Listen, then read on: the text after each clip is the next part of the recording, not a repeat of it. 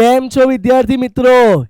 Yes, આવી ગયા છીએ ઇન્ડિયાના most lovable edtech platform call physics વાલામાં, અને હું કાર્તિક શાહ તમારું સ્વાગત કરું છું અભિયાન બેચમાં. અભિયાન બેચ ધોરણ 11 અને સાથે સાથે કોમ્પિટિટિવ એક્ઝામ જે 12મા ધોરણ પછી આવવાની છે, JEE નીટ, એની સંપૂર્ણ તૈયારી સાથેની બેચ છે. અને એમાં આજે આપણે ચેપ્ટર 4 ભણી રહ્યા છીએ, કેમેસ્ટ્રીનું રાસાયણિક બંધન અને આણ્વીય રચના, અને એના ચેપ્ટર 4ના આજે સેકન્ડ લેક્ચરમાં આવી ગયા છીએ. Welcome you all in this incredible platform physics વાલા. ચલો, આજે આપણે ચેપ્ટર 4 સ્ટાર્ટ કરીશું. એમાં સેકન્ડ લેક્ચર જોવાનો છે. એ પહેલા અગત્યની વાત, 4 ચેપ્ટર સુધી પહોંચી ગયા છીએ. ફરીને ફરી હું એક મહત્વની વાત કરું છું, જોડે જોડે નોટ્સ બનાવવાનું ચાલુ રાખજો, જૂનું ભણવાનું પણ ચાલુ રાખજો. જો બેકલોગ બહુ ભેગા થયા તો તકલીફ થશે.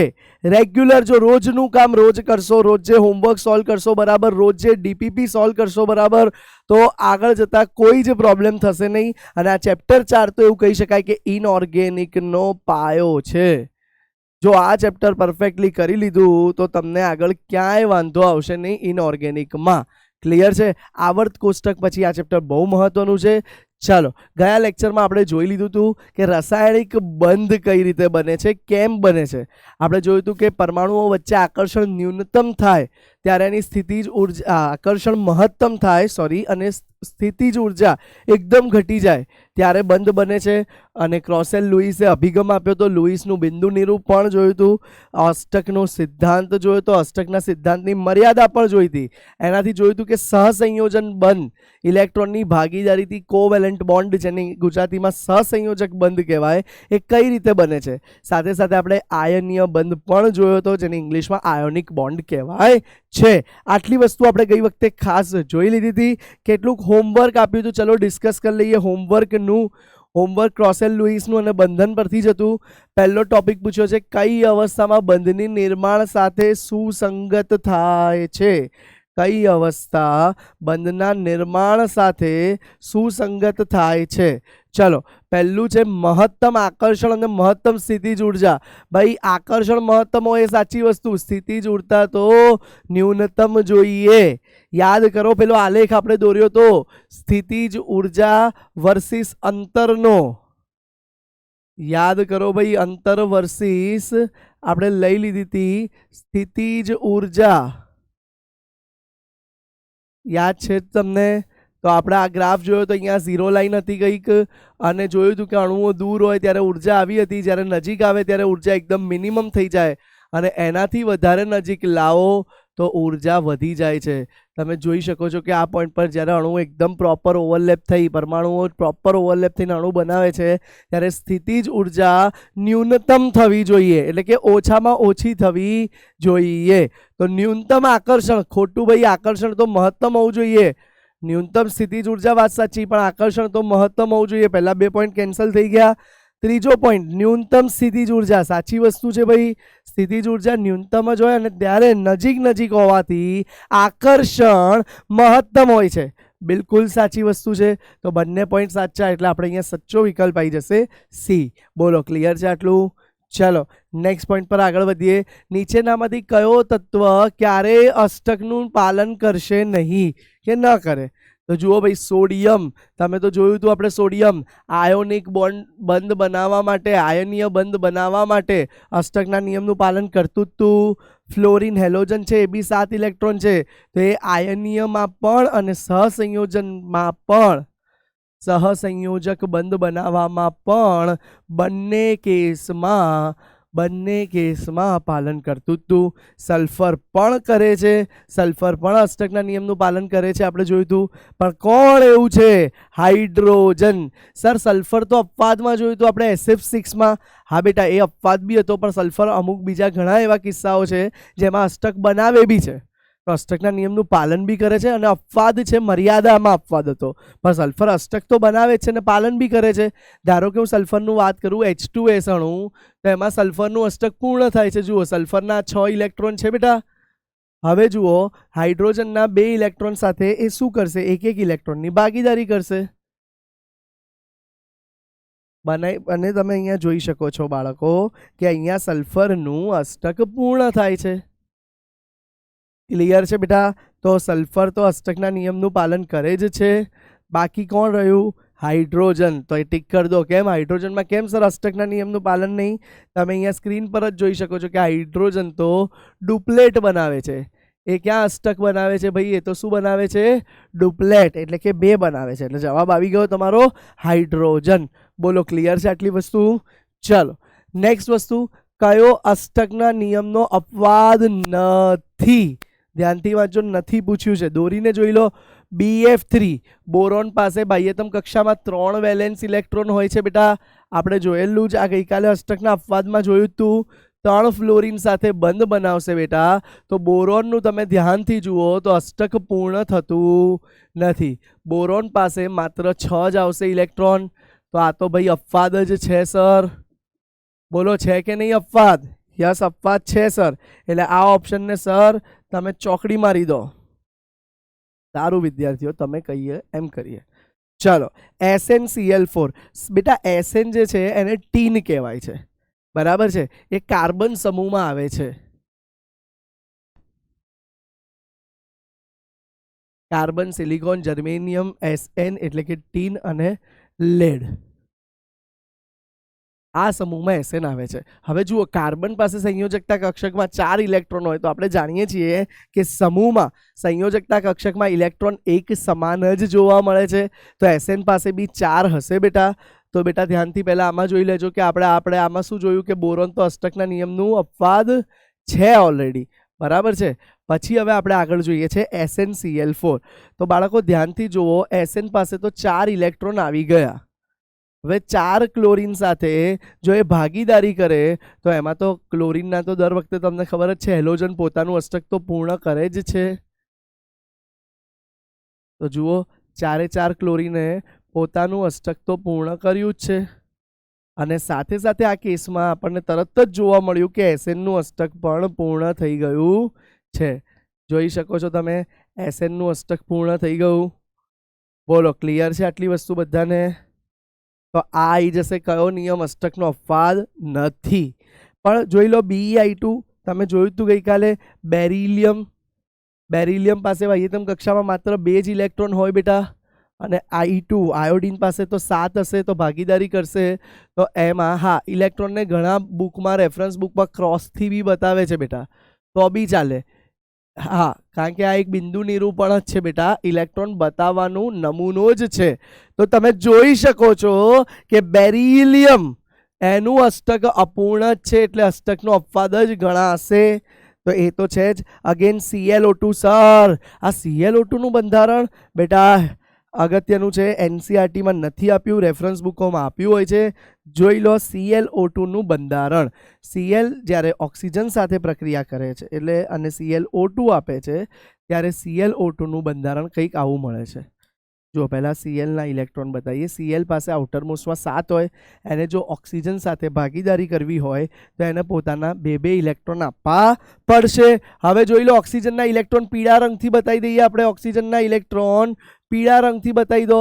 તો ઓક્સિજનના જોઈ લો 6 ઇલેક્ટ્રોન આવી ગયા.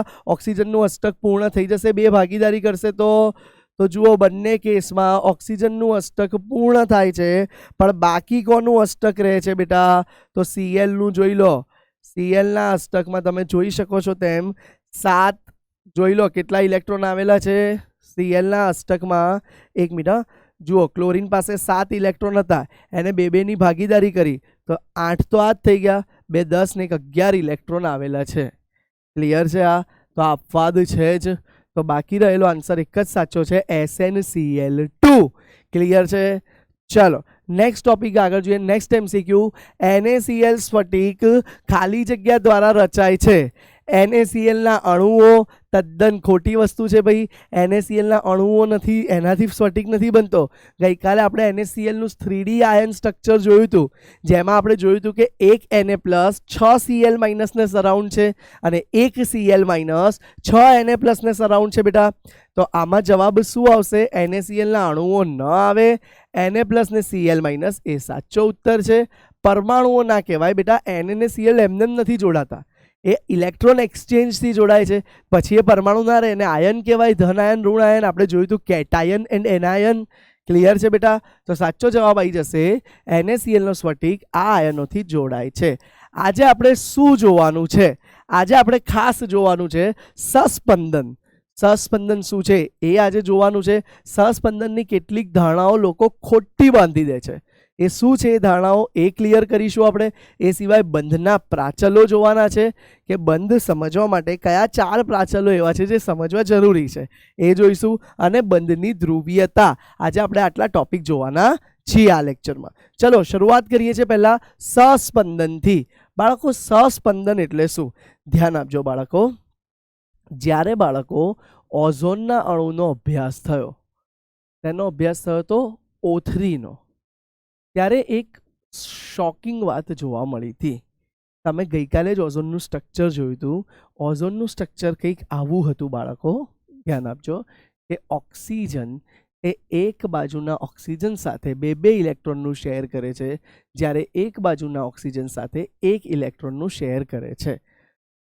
બાળકો આ વસ્તુ મેં તમને એકલબંધ, દ્વિબંધ ને ત્રિબંધ સમજાવ્યો હતો. ત્યારે સમજાવ્યું હતું કે ત્રિબંધ એ બહુ પ્રબળ હોય. એક ઇલેક્ટ્રોનના શેરિંગ કરતાં 3 ઇલેક્ટ્રોનનું શેરિંગ હોય એ બહુ પ્રબળ હોય. કેમ પ્રબળ હોય બાળકો? તમે એક રેખાથી કોઈ બેને ખેંચો છો અને 3થી ખેંચો છો તો મજબૂત કયું હોય ભાઈ? 3 વાળું. તો બેટા આમાં એકલ ને દ્વિબંધમાં મજબૂત બંધ કયો હશે? 2 વાળો. અને એકલ બંધ થોડો લાંબો હશે. ક્લિયર છે? તો જુઓ, જ્યારે આપણે આ બંધની બંધ લંબાઈ માપવામાં આવી ઓક્સિજન એકલ બંધની બીજા કોઈ અણુમાં, તો એ આપણને મળતી હતી 121 પિકોમીટર. અને જ્યારે આ મળતી હતી આપણને 148 પિકોમીટર.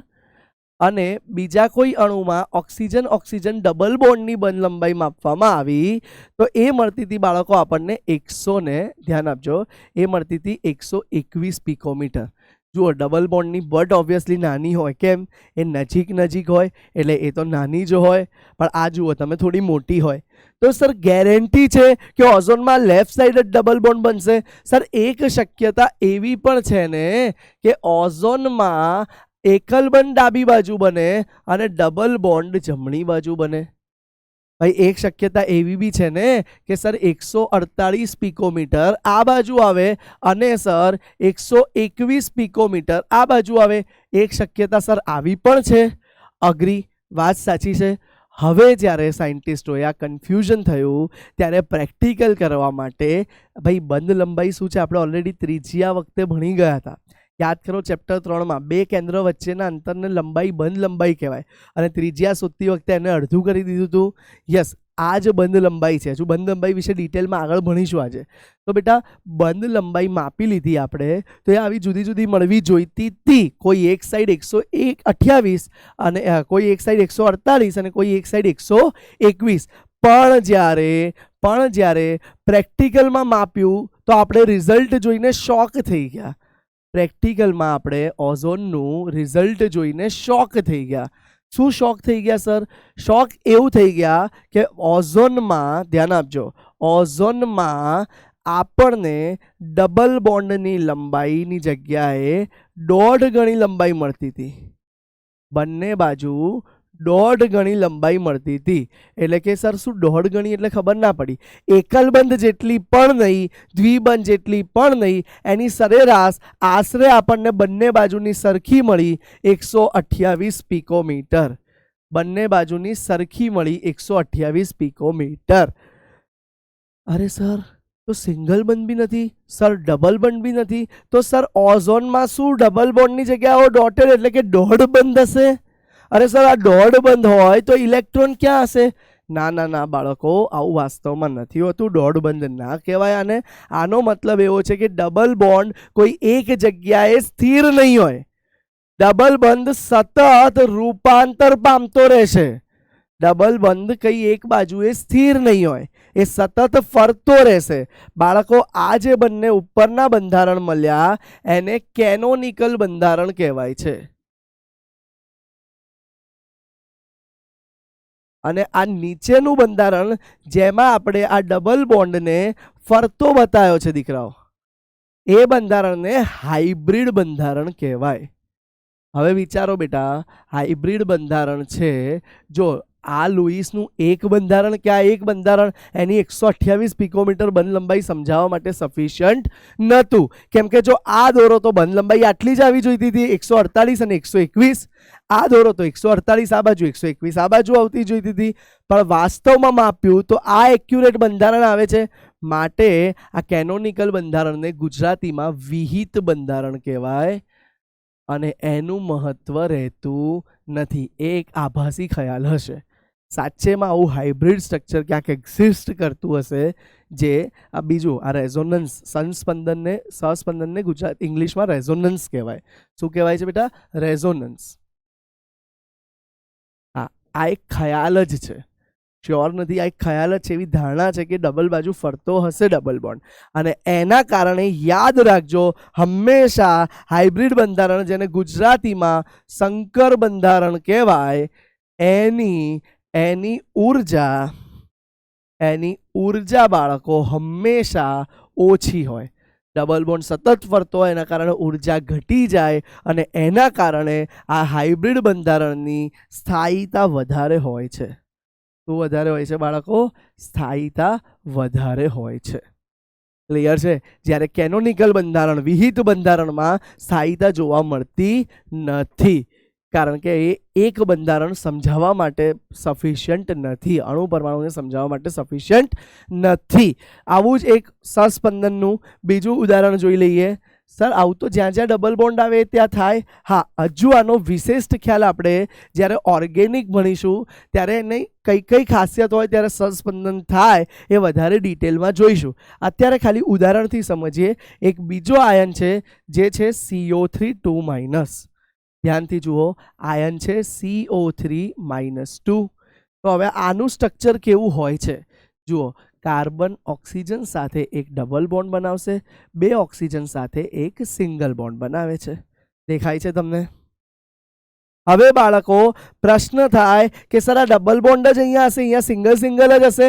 ના, વાસ્તવમાં એ સતત ફરતા રહે છે. જુઓ તો કઈ રીતે ફરે છે. આ ડબલ બોન્ડ અહીંયા પણ આવી શક્યો, સિંગલ બોન્ડ અહીંયા, તો માઇનસ અહીંયા, અને અહીંયા તો માઇનસ અહીંયા. યા ફિર એ ડાબી બાજુની જગ્યાએ જમણી બાજુ પણ હોઈ શકે છે. તો જોઈ લો, જમણી બાજુ ડબલ બોન્ડ બતાવી દઈએ આપણે. હવે ડાબી બાજુ સિંગલ બોન્ડ એટલે O-, નીચે સિંગલ બોન્ડ એટલે O-.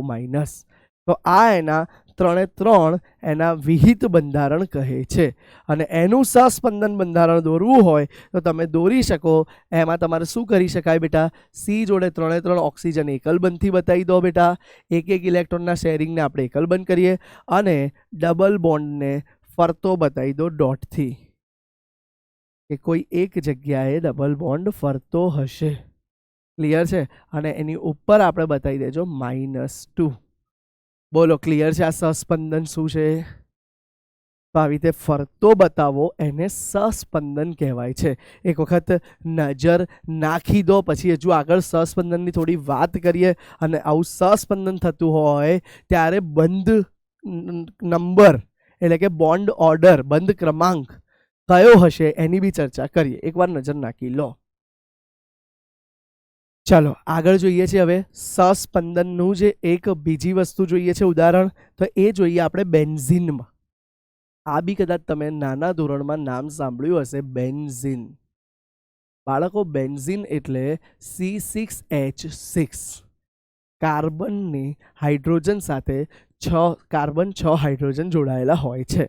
હવે એમાં જુઓ, 6 કાર્બન 6 હાઇડ્રોજન સાથે પ્લસ કાર્બન પણ એકલ બંધથી જોડાયા હશે, અને 6 હાઇડ્રોજન પણ જોઈ લો એકલ બંધથી જોડાયેલા છે બેટા.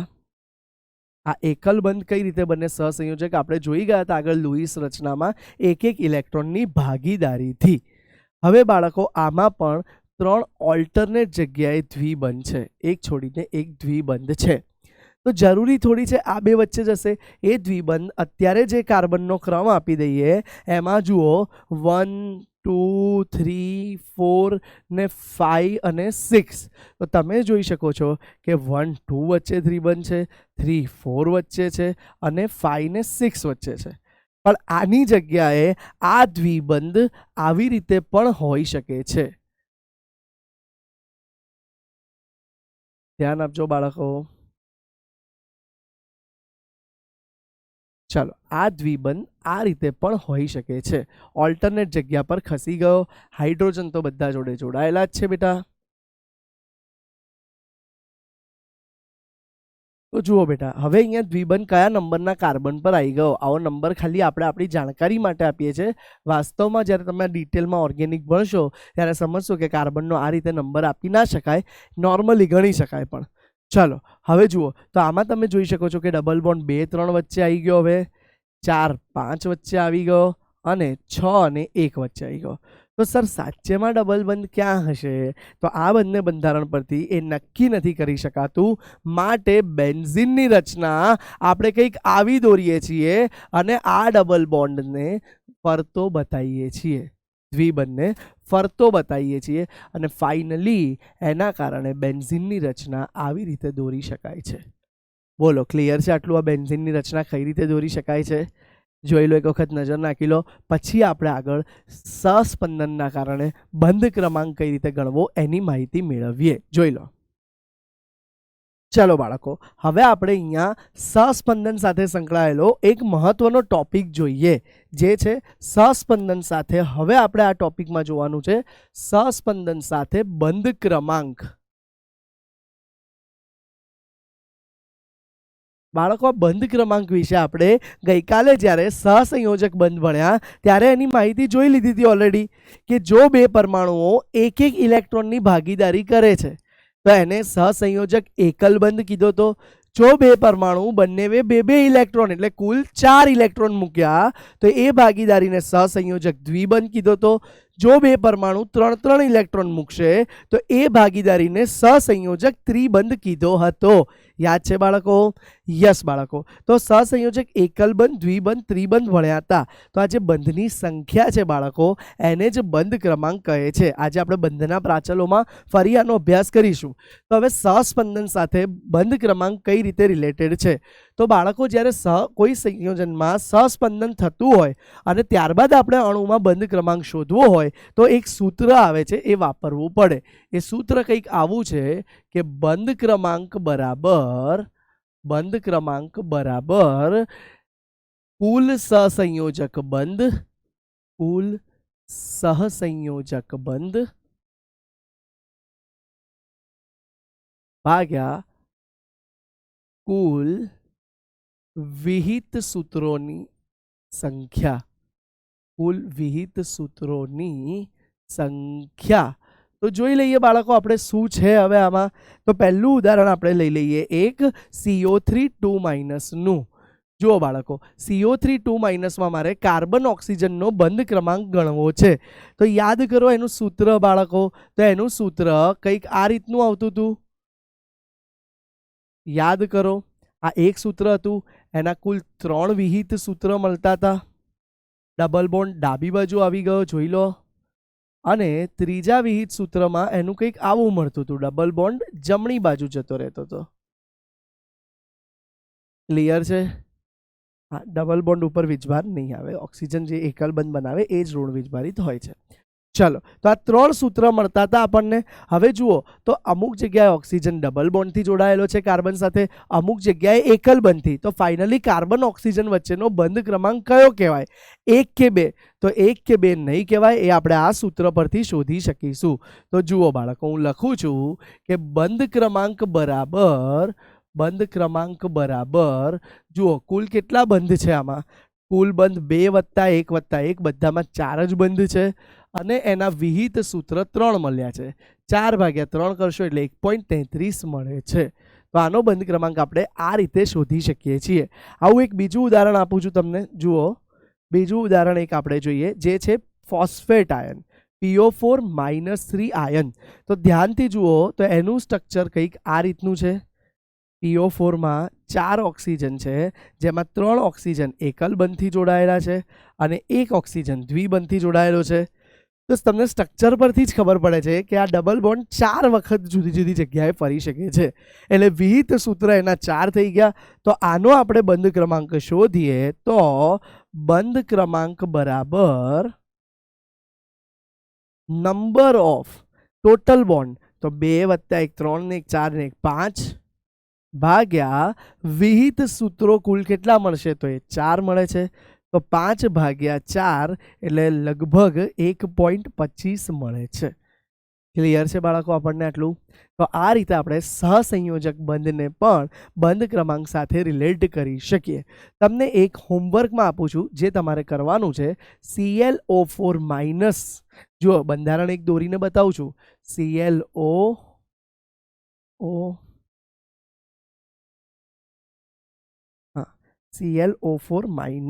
એક મિનિટ. તો જુઓ આમાં તમારે એના બંધ ક્રમાંક શોધવાનો છે. કુલ બંધ 7 છે અને આના ટોટલ 4 વિહિત સૂત્રો મળશે. કઈ રીતે 4 વિહિત સૂત્રો મળશે સર? ના ખબર પડી? જુઓ સિંગલ બોન્ડ 1 છે, આ વખતે ડબલ બોન્ડ 3 છે. તો સિંગલ બોન્ડ વારાફરતી એક સાઈડ ફરશે. તો તમારે આનો બંધ ક્રમાંક હોમવર્ક આપું છું શોધીને લાવવાનો છે, જેનું ડિસ્કશન નેક્સ્ટ ક્લાસમાં કરીશું. ક્લિયર છે બાળકો આટલી વસ્તુ? ચલો એક વખત આ પેજ જોઈ લો, પછી આપણે આગળ સહસ્પંદન બાબતે કેટલીક ગેરમાન્યતાઓ છે એ શું છે એ ક્લિયર કરીએ. ચલો હવે જોઈએ કેટલીક ગેરમાન્યતાઓ કે ગેરખ્યાલો. સહસ્પંદન સાથે કેટલાક મિસકન્સેપ્ટ્સ જોડાયેલા છે અને એ બદલવાની જરૂરિયાત છે. તો કયા કયા મિસકન્સેપ્ટ દૂર કરીએ? વિહિત સ્વરૂપોનું કોઈ સાચું અસ્તિત્વ હોતું નથી. યસ, અમુક સમય માટે એક વિહિત સ્વરૂપમાં હશે અને અમુક સમય માટે બીજા વિહિત સ્વરૂપમાં હશે તેવું અસ્તિત્વ ધરાવતા નથી. વાસ્તવમાં બાળકો આવું વિહિત સ્વરૂપ હશે એવું આપણે ધારેલું છે. સહસ્પંદન એક ખ્યાલી પુલાવ છે જે રિયલમાં એક્ઝિસ્ટ નથી કરતો. વાસ્તવમાં તો એનું હાઇબ્રિડ સ્વરૂપ જ સાચું સ્વરૂપ ગણવામાં આવે છે. ચલરૂપકતા, આ એકચ્યુઅલી ચલરૂપકતા એવો ટોપિક છે, આપણે ઓર્ગેનિક ભણીશું 11th ત્યારે ભણીશું. તો ચલરૂપકતાના 2 સ્વરૂપ છે. મેઇન એક કીટો ઇનોલ ફોર્મ હોય છે, એમાં કીટોન અને ઇનોલ બંને એકબીજા સાથે સંતુલનમાં હોય છે. જ્યારે સહસ્પંદનમાં એવું હોતું નથી કે 2 વિહિત સ્વરૂપો એકબીજા સાથે સંતુલનમાં હોય, એવું હોતું નથી. અણુને માત્ર એક જ રચના છે જે વિહિત સ્વરૂપોની સંકર રચના છે, એ આપણે જોઈ લીધું. અને એની જ લુઈસ રચના દર્શાવી શકાય, એ સિવાય લુઈસ રચના દર્શાવી શકાય નહીં. ક્લિયર છે? એટલે સહસ્પંદનને કોઈ માત્ર એક જ લુઈસથી બતાવી દેવું હોય તો એ શક્ય નથી. જો તમને સહસ્પંદન વાળા ઘટકનો લુઈસ કે તો તમારે બંને વિહિત સ્વરૂપોમાં લુઈસ બંધારણ બતાવવું પડે. તો આ હતા કેટલાક મિસખ્યાલો જે આપણે બદલી કાઢ્યા અને જોઈ લીધું આપણે. હવે આપણે આગળ વધીએ. બંધના પ્રાચલો ભણ્યા છે. બંધના પ્રાચલો એટલે શું? કોઈ પણ સહસંયોજક બંધને કે આયનિક બંધને સમજવા માટે કેટલાક પર્યાય સમજવા જરૂરી છે. એમાંનો પહેલો પર્યાય આવી ગયો છે બંધ લંબાઈ. બંધ લંબાઈ બાળકો આપણે ઓલરેડી થોડી ઘણી માહિતી આના વિશે ચેપ્ટર 3 મેળવી હતી. જુઓ, ધારો કે આ એક કેન્દ્ર છે અને એની ઉપર એક ત્રિજ્યા બતાવી દઈએ. તો જુઓ બાળકો, આ એક અણુ છે, એક પરમાણુ છે, એક પરમાણુ બીજા પરમાણુ સાથે, ધ્યાનથી જુઓ, એક પરમાણુ બીજા પરમાણુ સાથે, એક મિનિટ કોપી કરી લઈએ, ઈઝી પડશે. ચલો, સહસંયોજક બંધથી જોડાયેલો છે. તમને દેખાય છે બાળકો થોડુંક ઓવરલેપિંગ થયું છે. એ ઓવરલેપિંગ જ સહસંયોજક બંધ કહેવાય છે. હવે આનું બી કેન્દ્ર બતાવી દઈએ આપણે એક. ચલો, તો આ 2 પરમાણુ જ્યારે ઓવરલેપિંગ થયું બેટા, અને ત્યારે બંનેના કેન્દ્ર વચ્ચેનું અંતર, ધ્યાનથી સમજો બાળકો, બંનેના કેન્દ્ર વચ્ચેનું અંતર, બંનેના કેન્દ્ર વચ્ચેના આ અંતરને, ડિસ્ટન્સને આપણે બંધ લંબાઈ કહી શકીએ છીએ. શું કહેવાય છે બાળકો આ અંતરને? બંધ લંબાઈ.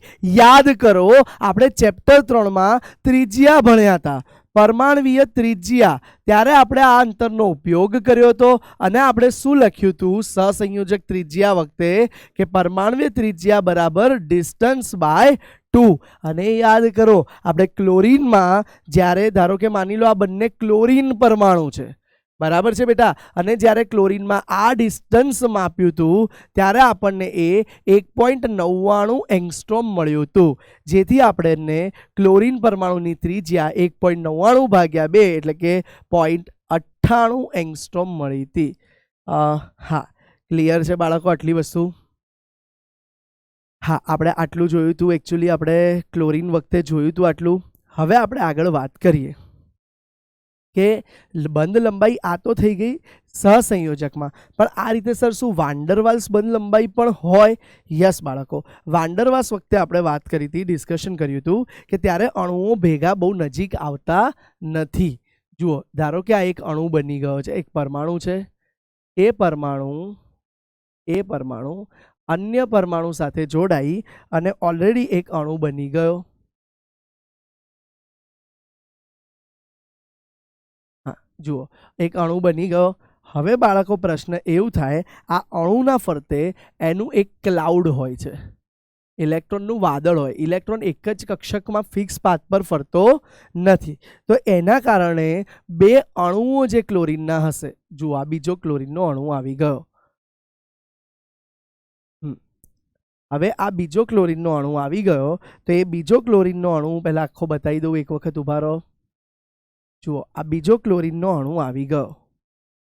આ બંને ક્લોરીનના અણુઓ પોતાના વાદળના કારણે, ઇલેક્ટ્રોન ક્લાઉડના કારણે એકબીજાથી અમુક અંતરથી વધારે નજીક આવી શકશે નહીં. તો આ કેસમાં બાળકો, તો આ કેસમાં ધારો કે એની સહસંયોજક બંધ લંબાઈ માપીશું આપણે, તો એ આ બંને કેન્દ્ર વચ્ચેનું અંતર હશે. અને આ અંતરને બાળકો વાન્ડરવાલ્સ અંતર કહેવાય છે, જે નિર્બળ પ્રકારનું આકર્ષણ છે અને એને વાન્ડરવાલ્સ નામથી ઓળખાય છે. તો ક્લોરીનમાં આપણે વાત કરી હતી કે બંધ લંબાઈ જે મળતી હતી એના કરતાં વાન્ડરવાલ્સ અંતર લગભગ બમણું મળતું હતું. આ લગભગ અંતર આપણને ટોટલ 360 એંગસ્ટ્રોમ જેટલું મળે છે. 3.60 એંગસ્ટ્રોમ જેટલું મળે છે. ક્લિયર છે બાળકો? જેના કારણે એની વાન્ડરવાલ્સ ત્રિજ્યા, તો આર વાન્ડરવાલ્સની વાત કરીએ તો એ આપણને 1.80 એંગસ્ટ્રોમ મળતી હતી. તો બાળકો આ વસ્તુ છે કે બંનેની બંધ લંબાઈ કહેવાય છે. એક સહસંયોજક બંધ લંબાઈ છે અને એક સાદી પરમાણવીય બંધ લંબાઈ છે. નજર નાખી લો, ખાસ વસ્તુ, બંધ લંબાઈના એકમો. હા ભાઈ, બંધ લંબાઈના એકમો, બંધ લંબાઈના એકમો. તો બંધ લંબાઈ બેટા એંગસ્ટ્રોમમાં હોઈ શકે, નેનોમીટરમાં હોઈ શકે, પિકોમીટરમાં પણ હોઈ શકે છે. ક્લિયર છે? બંધ લંબાઈ સૂક્ષ્મ હોય છે એટલે હંમેશા માટે એને આવા નાના એકમોમાં માપવામાં આવે છે અને એ મેઝર કરવા માટે વિશિષ્ટ સ્પેક્ટ્રોસ્કોગ્રાફી પદ્ધતિ અને સૂક્ષ્મ પદ્ધતિઓ છે જેના વડે આ સૂક્ષ્મ અંતર માપી શકાય છે. નજર નાખી લો. ચાલો બાળકો, હવે આગળ જોઈએ આપણે. એક મિનિટ બાળકો, અહીંયા કરેક્શન કરજો. અહીંયા છે ને 1.98 આવશે, 1.98 એંગસ્ટ્રોમ, અને એને 2 વડે ભાગીશું એટલે અહીંયા આવશે 0.99 એંગસ્ટ્રોમ. બાળકો, એંગસ્ટ્રોમ વાળું રિલેશન હંમેશા યાદ રાખજો. 1 એંગસ્ટ્રોમ બરાબર 10⁻8 મીટર, 10⁻8 હા સેન્ટીમીટર, અને 1 એંગસ્ટ્રોમ બરાબર 10⁻10 મીટર. આ બે રિલેશન બહુ જ કામમાં આવે છે. ચાલો હવે આગળ વધીએ આપણે બાળકો નેક્સ્ટ સ્લાઇડ પર, જે છે બંધના પ્રાચલોનું બીજું ઉદાહરણ, જે છે બંધ કોણ. બાળકો, બંધ કોણ સમજવા માટે ખાસ ધ્યાન આપજો. કોણ છે એટલે કે ખૂણો છે, તો બંધ કોણનો એકમ હશે બેટા ડિગ્રી. બરાબર છે? એને ડિગ્રી એટલે કે ગુજરાતીમાં કહી દઈએ તો અંશ એકમમાં માપવામાં આવે છે. બરાબર? બંધકોણ શું છે બાળકો? તો મધ્યસ્થ પરમાણુની આસપાસ, મધ્યસ્થ પરમાણુની આસપાસ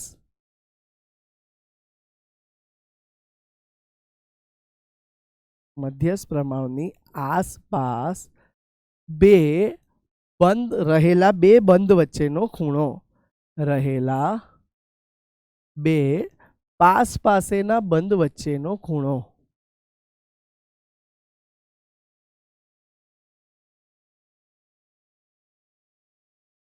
જુઓ, ધારો કે આપણે અહીંયા વાત કરીએ પાણીની, H2O ની. તો જુઓ બાળકો, H2O માં ઓક્સિજન મધ્યસ્થ પરમાણુ છે, એની પાસે ટોટલ 6 ઇલેક્ટ્રોન આવેલા હોય છે. તમને ખબર છે? હવે એ શું કરશે બાળકો? આ 6 ઇલેક્ટ્રોન પૈકી એક એક ઇલેક્ટ્રોનની હાઇડ્રોજન સાથે ભાગીદારી કરે છે અને પોતાનું અષ્ટક પૂર્ણ કરે છે.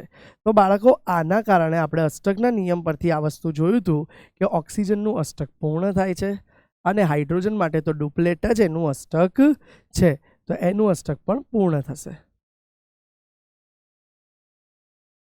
બરાબર છે. ચલો, તો હવે આનું બંધારણ દોરવું હોય તો આપણે આ રીતે બતાવી શકીએ છીએ. અને અહીંયા આ બે જે ઇલેક્ટ્રોન છે જેને બંધમાં ભાગ નથી લીધો એને આપણે અબંધકારક ઇલેક્ટ્રોન કહીએ છીએ. તો જુઓ, મધ્યસ્થ પરમાણુ પાસે રહેલા પાસે રહેલા બે સહસંયોજક બંધ વચ્ચેનો ખૂણો, જે આ કેસમાં બાળકો આપણને 104.5 ડિગ્રી મળે છે. તો આ ખૂણાને બંધ કોણ કહે છે અને આગળ જતા આ બંધ કોણ આપણને અણુનો આકાર સમજવા માટે મદદ કરે છે. અણુનો આકાર સમજવા માટે મદદ કરે છે. ક્લિયર છે બાળકો આટલી વસ્તુ? હવે બાળકો વાત કરીએ અગેન કે આ બંધ કોણ બી સર કઈ રીતે મપાય? તો સ્પેક્ટ્રોસ્કોપિક પદ્ધતિ જ છે જેનાથી આપણે આની બંધ કોણ પણ માપી શકીએ છીએ. જોઈ લો, એક વખત નજર નાખી લો બાળકો. ચલો બાળકો, હવે આપણે આગળ જોઈએ બંધના પ્રાચલોમાં. હવે જોઈએ છે આપણે બંધ એન્થાલ્પી. બાળકો, બંધ એન્થાલ્પીની વ્યાખ્યા કઈ એવી રીતે થાય? એન્થાલ્પી એટલે તમે આગળ ભણી ગયા છો, એન્થાલ્પી એટલે ઉર્જા. તો બંધ એન્થાલ્પીની વ્યાખ્યા એવી રીતે થાય છે કે 1 મોલ વાયુરૂપ પરમાણુમાં, 1 મોલ વાયુરૂપ અણુમાં રહેલા બંધને, 1 મોલ બંધને, હા એ બી યાદ રાખજો, બંધ 1 મોલ જ હોવા જોઈએ. તો 1 મોલ વાયુરૂપ અણુમાં રહેલા 1 મોલ બંધને તોડવા માટે આપવી પડતી ઉર્જા, તોડવા માટે આપવી પડતી ઉર્જા અથવા આપવી પડતી એન્થાલ્પી,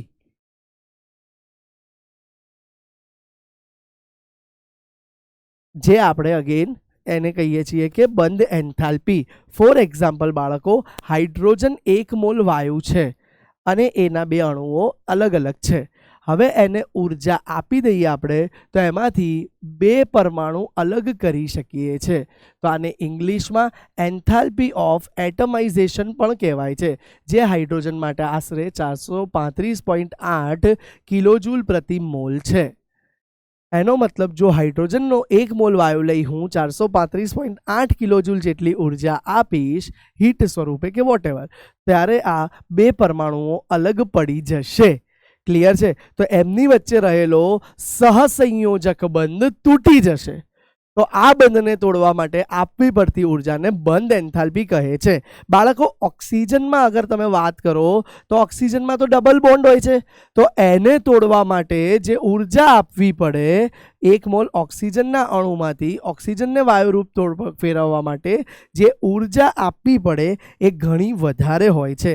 વેલ્યુઝ એનસીઆરટીમાં આપી છે, આપણે યાદ રાખવાની નથી, ખાલી એટલું યાદ રાખીશું કે એક બંધ કરતા ડબલ બંધને તોડવા માટે, હા સર આ 2 મોલ ના કહી દેવાય, 2 છે એટલે ના, મોલ તો એક જ કહેવાશે બેટા, 1 મોલ ઓક્સિજન લીધું છે તો, પણ ડબલ બંધ છે તો એને તોડવા માટે ઉર્જા ઘણી વધારે આપવી પડશે. પ્લસ એવું ના વિચારે કે આ હાઇડ્રોજન કરતા ડબલ હશે સર, એવું ના થાય કોઈ દિવસ.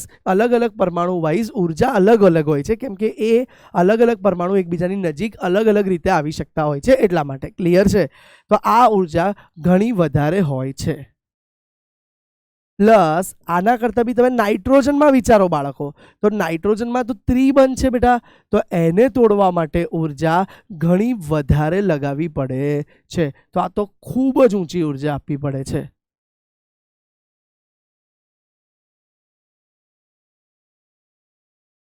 ક્લિયર છે બાળકો આટલી? ફરી એકવાર, એકલ બંધ હોય, એક લાકડી છે. નાના હતા ત્યારે દાદાજી આપણને લાકડીની વાર્તા કહેતા હતા.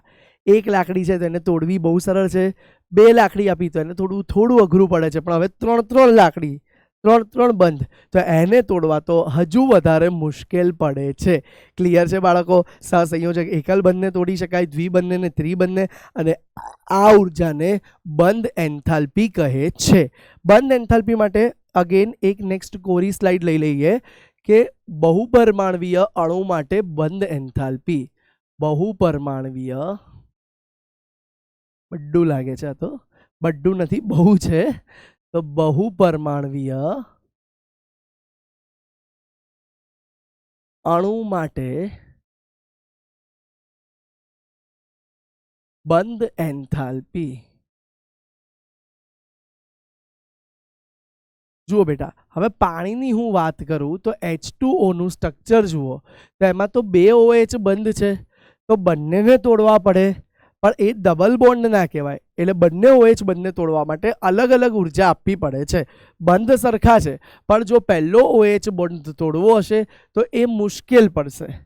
પહેલો OH બંધ તોડવો મુશ્કેલ પડશે અને એમાંથી H પરમાણુને છૂટું પાડવું વધારે ડિફિકલ્ટ પડે છે. તો હવે આના માટે જે એન્થાલ્પી આપવી પડે છે આપણે, એ છે 502 કિલોજૂલ પ્રતિ મોલ. અને આ પ્રમાણિત એન્થાલ્પી હોય એટલે ઉપર બિંદુ બી કરી શકાય છે. પ્રમાણિત શું છે એ તમે આગળ થર્મોડાયનામિક્સ ઉષ્માગતિશાસ્ત્ર ચેપ્ટરમાં ભણશો. હવે જુઓ બાળકો, હવે બીજો બાકી રહ્યો OH. એને તોડવા માટે ઉર્જા આપવી પડે, એ પ્રમાણમાં પહેલા બંધ કરતાં ઓછી હોય છે. તો એ પ્રમાણમાં પહેલા બંધ કરતાં ઓછી હોય છે અને એ લગભગ 427 કિલોજૂલ પ્રતિ મોલ હોય છે. તો હવે પ્રશ્ન પૂછાય કે સર આમાં OH ની વાસ્તવમાં બંધ એન્થાલ્પી કઈ? પહેલા વાળીમાં બી OH બંધ તોડ્યો, બીજામાં બી OH તોડ્યો, તો વાસ્તવમાં કઈ? તો બેટા બંને OH તોડ્યો હોવાથી આપણે આમાં OH ની બંધ એન્થાલ્પી એ વાસ્તવમાં એની સરેરાશ બંધ એન્થાલ્પી માપવી પડે. કેવી બંધ એન્થાલ્પી માપવી પડે છે ભાઈ? સરેરાશ બંધ એન્થાલ્પી. હવે સરેરાશ એટલે તો તમને ખબર જ છે, એવરેજ કહી શકાય બાળકો. તો એવરેજ બંધ એન્થાલ્પી કઈ રીતે માપી શકાય છે? ધ્યાન આપો. તો એવરેજ બંધ એન્થાલ્પી માપવા માટેનો સિમ્પલ રસ્તો છે બંને બંધની એન્થાલ્પીનો સરવાળો ભાગ્યા 2. ચલો 502 વત્તા 427, 7 ને 2 9, 2 ને 5 ને 4 9 ભાગ્યા 2. 4 દુ 8, 12, 6 દુ 12, 4 દુ 8, 1 10, 5 464.5 કિલોજૂલ પ્રતિ મોલ મળી ગઈ.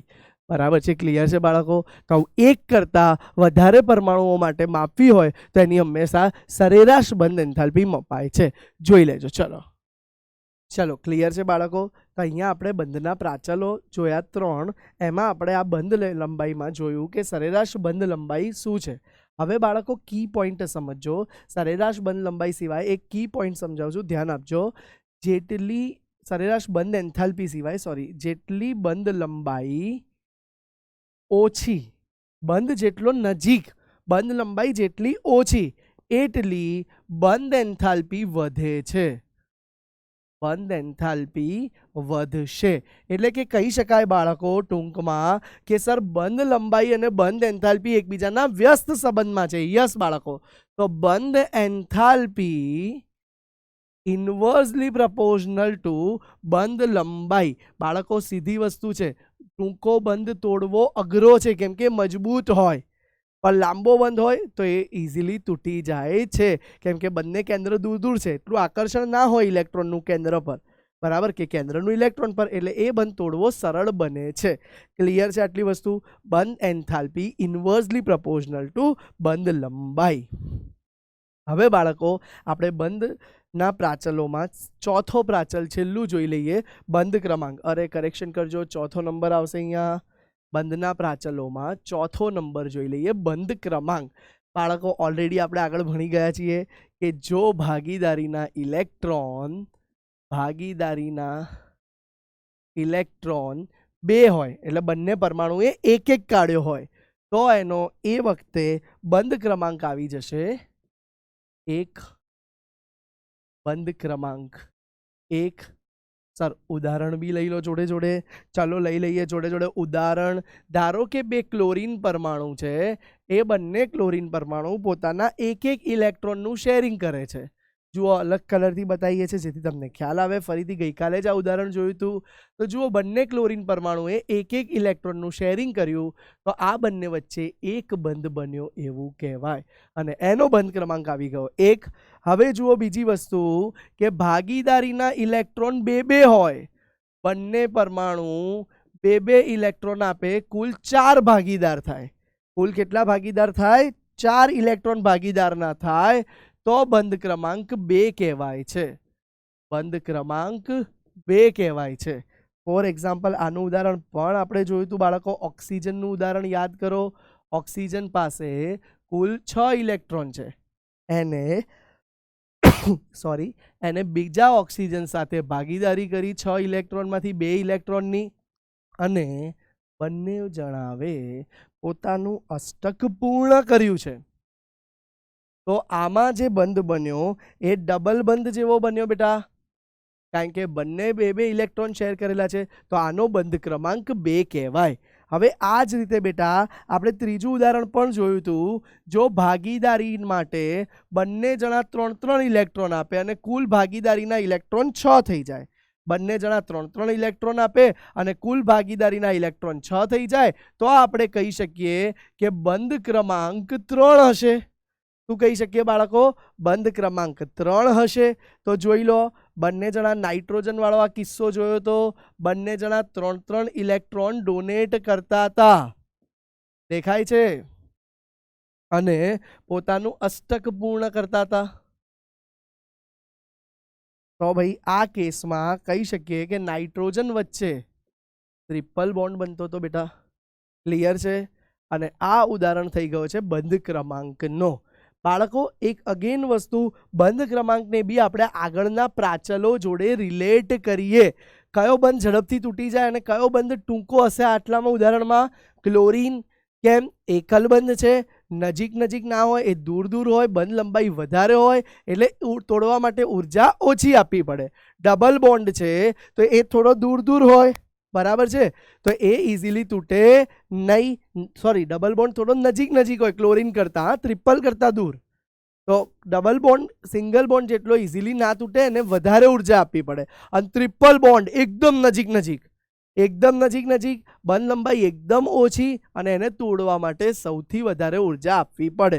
તો ટૂંકમાં આ ત્રણેય બંધ પ્રાચલો વચ્ચેનું કન્ક્લુઝન એ છે ભાઈ, કન્ક્લુઝન વાલા પોઈન્ટ આ ગયા હૈ, हैशटैग स्टार बना लो बबुआ, बहुत काम आने वाला है. જોઈ લો શું છે ભાઈ કન્ક્લુઝન, ધ્યાન આપજો. કન્ક્લુઝનમાં આપણે બંધ લંબાઈથી સ્ટાર્ટ કરીએ છીએ કે બંધ લંબાઈ જે છે એ ઇન્વર્સલી પ્રપોર્શનલ ટુ બંધ એન્થાલ્પી હતી.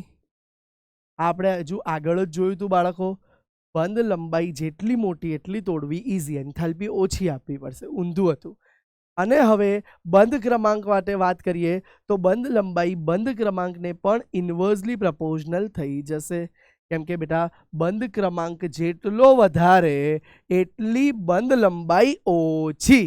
ક્લિયર છે આટલી વસ્તુ?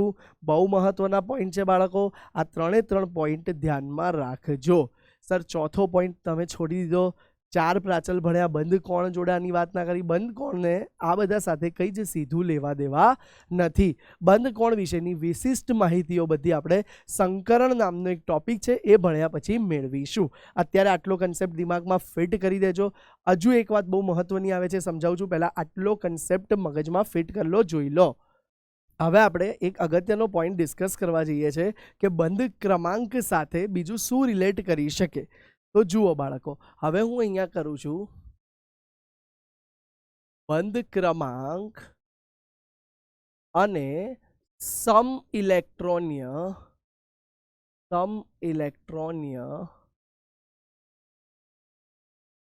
પરમાણુઓ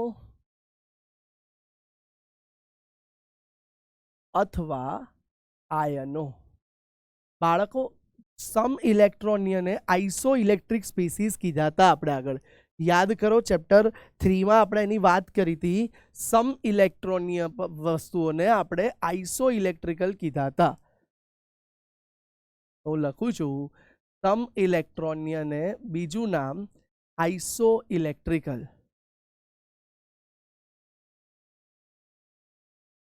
ચાલો હવે ધ્યાન આપજો બાળકો, સમ ઇલેક્ટ્રોનિય તત્વ અથવા આયન ઉદાહરણ લઈએ. ધારો કે હું વાત કરું છું બાળકો O2 અને F2-2. ધ્યાન આપજો બાળકો, O2 છે તો O2 માં કેટલા ઇલેક્ટ્રોન આવેલા છે? ઓક્સિજનનો પરમાણુ ક્રમાંક 8 છે, બરાબર છે. તો ઓક્સિજનમાં કુલ 8 દુ 16 ઇલેક્ટ્રોન આવેલા છે, અને ફ્લોરિનનો પરમાણુ ક્રમાંક 9 છે. સોરી, F2+2 હશે. હા, તો ક્લોરિનનો પરમાણુ ક્રમાંક 9 છે, 9 દુ 18, અને એમાંથી 2 ઓછા થયા તો એટલે 16. તો બંનેમાં 16 ઇલેક્ટ્રોન આવેલો છે. આપણને ઓક્સિજનનો બંધ ક્રમાંક ખબર છે. ઓક્સિજન હંમેશા ડબલ બોન્ડ ઓક્સિજનથી જ જોડાય છે. તો આઇસો ઇલેક્ટ્રિકલ સ્પીસીસમાં ફ્લોરિનનો પણ બંધ ક્રમાંક 2 આવી જશે. F2 પ્લસ છે, ફ્લોરિન +2 આયન. જો કે બહુ બનાવવો ડિફિકલ્ટ છે, પણ માની લો કોઈ બી કારણસર આપણે બનાવી દીધો તો એનો બંધ ક્રમાંક 2 જ આવશે. તો આપણે અહીંયા એક ગોલ્ડન લાઈન લખી શકીએ છીએ બેટા, ધ્યાન આપજો કે સમ ઇલેક્ટ્રોનીય સ્પીસીસના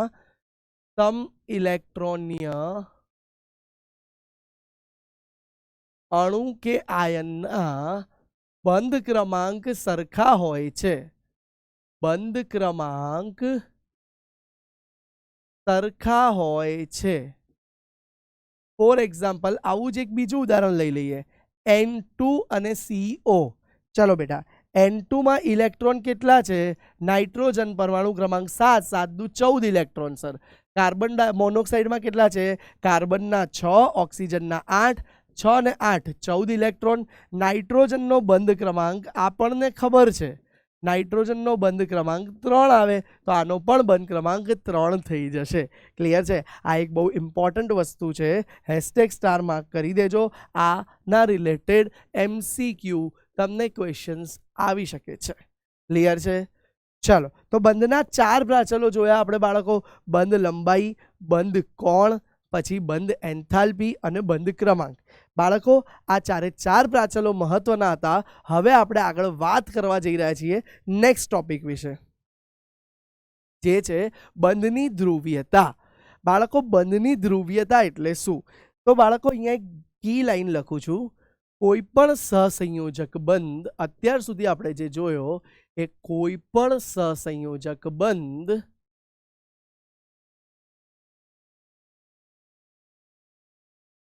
%, સહસંયોજક હોતો નથી.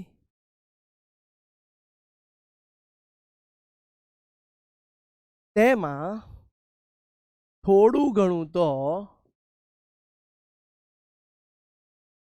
ઘણું આયનીય બંધનું વલણ પણ આવે છે. આયનીય બંધનું પણ વલણ આવે જ છે. ધ્યાન આપજો બાળકો, કોઈ પણ બંધ 100% સહસંયોજક નહીં હોય. અગેન વિચારજો, સર આ સાચું લખ્યું છે તમે? 2 હાઇડ્રોજન હોય સર, એને તો ઇલેક્ટ્રોન શેરિંગ કર્યું હોય તો પરફેક્ટ સહસંયોજક જ હોય. હા, વાત સાચી છે, પણ બેટા આમાં પણ ઘણી બધી વખત બંને હાઇડ્રોજન પોતાની બાજુ બંધના ઇલેક્ટ્રોન ખેંચવા ટ્રાય કરે, પણ બંને સરખા છે, એટલે આવા કેસમાં તો બંધ લગભગ 100% સહસંયોજક કહી શકાય. કેવા કેસમાં? જ્યારે 2 સરખા અણુઓ હોય. જુઓ, હાઇડ્રોજન, ક્લોરીન, ફ્લોરિન, નાઇટ્રોજન, આ બધામાં કહી શકાય કે આ બધા બંધ લગભગ 100% સહસંયોજક છે. લગભગ 100%, ઓલમોસ્ટ સહસંયોજક છે. પણ જ્યારે બાળકો આપણે વાત કરીએ 2 જુદા જુદા કેન્દ્રવાળા પરમાણુ, 2 જુદા જુદા પરમાણુ વચ્ચે બનતા સહસંયોજક બંધની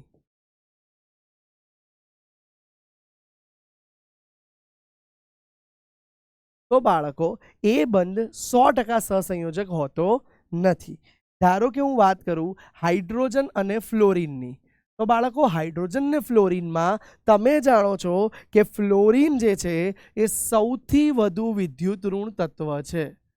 સૌથી વધારે વિદ્યુત ઋણ તત્વ છે. હવે બાળકો, આ વિદ્યુત ઋણ તત્વ છે એ શું કરશે? એ બંધના ઇલેક્ટ્રોન જે ભાગીદારીના છે, જુઓ આ વચ્ચે રહ્યા બંને ઇલેક્ટ્રોન જેની પર બંનેની ઇક્વલ ભાગીદારી છે.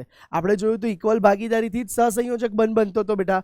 બંનેની ઇક્વલ ભાગીદારી છે, એને પોતાની તરફ વધારે ખેંચે છે. શું કરે છે?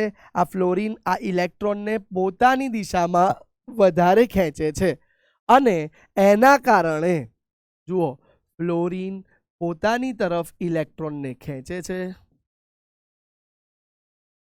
સહસંયોજક બંધના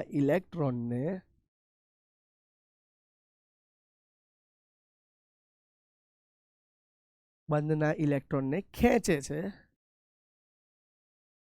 અને તે આંશિક ઋણભારિત બને છે. આંશિક ઋણભારિત બને છે. જુઓ બાળકો, આંશિક ઋણભારિત કઈ રીતે બને છે ધ્યાન આપજો. બંધની ધ્રુવ્યતા જ અગેન સમજી રહ્યા છીએ. હાઇડ્રોજન ફ્લોરાઇડ હતો.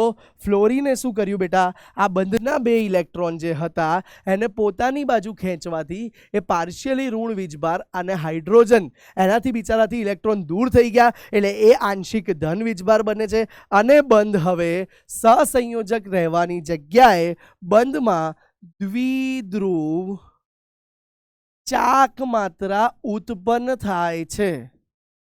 શું થાય છે બાળકો? દ્વિધ્રુવ ચાક માત્રા ઉત્પન્ન થાય છે. બાળકો, આ દ્વિધ્રુવ ચાક માત્રા શું છે તો એ તમે ફિઝિક્સમાં ભણી ગયા છો. દ્વિધ્રુવ ચાક માત્રા, કેમેસ્ટ્રીમાં આપણે આ દ્વિધ્રુવ ચાક માત્રાને મ્યુ સિમ્બોલથી બતાવીશું. અને એનો મતલબ થાય છે મ્યુ બરાબર, એનો સૂત્ર થાય છે વીજભાર જે ઉદ્ભવ્યો ચાક માત્રાના કારણે આંશિક ધન આંશિક ઋણ એ વીજભાર ક્યુ ઇન્ટુ 2 પરમાણુ વચ્ચેનું અંતર. 2 પરમાણુ વચ્ચેનું અંતર. તો આને દ્વિધ્રુવ ચાક માત્રા કહેવાય છે. હવે તમને ખબર છે કે આનો વીજભારનો એકમ કુલંબ છે અને 2 વચ્ચેના અંતરને મીટર કહી દો તો કુલંબ ઇન્ટુ મીટર મળે છે. પણ સામાન્ય રીતે કેમેસ્ટ્રીમાં બેટા દ્વિધ્રુવ ચાક માત્રા ડીબે એકમમાં મેઝર થાય છે. ઇંગ્લિશ વર્ડ આવો છે ડીબે. ગુજરાતીમાં 2 વસ્તુ લખી શકાય, ડી બાય પણ કહે છે અથવા ડી2 પણ કહી શકાય. ડીબે એકમમાં મપાય છે.